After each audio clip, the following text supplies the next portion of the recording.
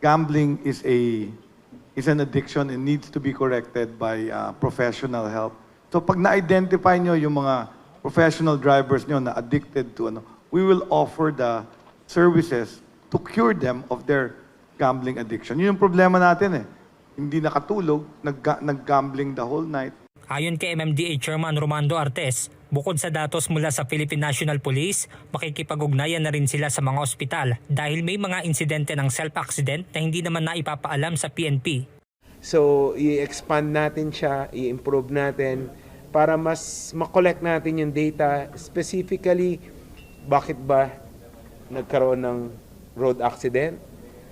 Road condition ba yan? Driver behavior ba yan? At ano talaga yung resulta? Namatay ba? Nabalian? Naputulan ng paa? So, i-expand natin yan sa ospital. Nag-usap na kami, mag-create kami ng technical working group kung paano i-expand itong ating data collection through Mamaras.